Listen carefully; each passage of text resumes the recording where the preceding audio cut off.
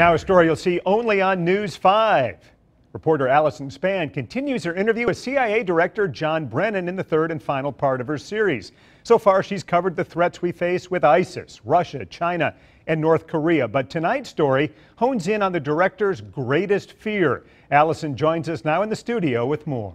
Peter, when I sat down with CIA Director John Brennan, we discussed a broad range of topics, but tonight you'll find out what his greatest fear is and the one issue that the United States faces that keeps him up at night. The digital domain is one of CIA Director John Brennan's greatest concerns. But at a time when we face so many dangers, where does the cyber threat stack up? I sat down with Director Brennan at CIA headquarters to find out. You see and you hear a lot of things that the average American doesn't.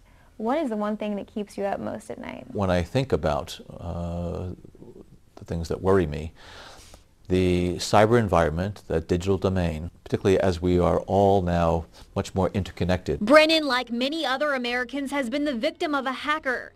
Just last year, his personal email was hacked. So whether it's terrorists using the web for propaganda and recruitment, there is a real challenge as far as making sure that we're able to prevent these groups from taking advantage of the openness of our society and on the internet.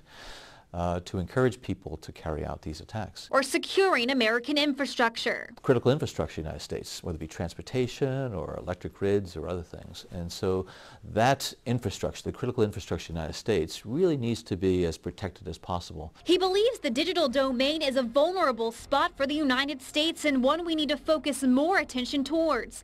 In fact, last year, Brennan reorganized his thousands of employees at CIA around the changing cyber world. We've hardened our borders. We've made sure that people who are coming into the country, whether it be in airports or seaports, are scrutinized.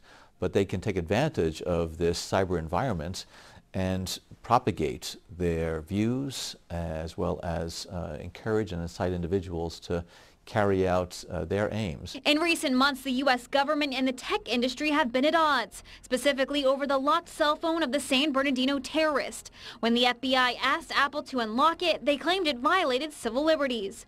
Director Brennan calls for the intelligence and tech communities to form a partnership. What we want to do is to work with them so that we can help protect the security of this country, so that the terrorist groups and our adversaries are not able to exploit that environment.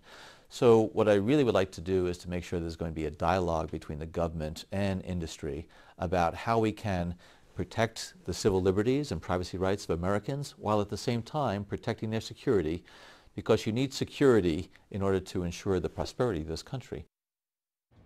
Now, that was the third and final part of my series. If you missed any of my interview with CIA Director John Brennan that you would like to see, you can find all three parts on WKRG.com or on my Facebook page at WKRG Alison Spann. For now, reporting live in the studio, Alison Spann, News 5.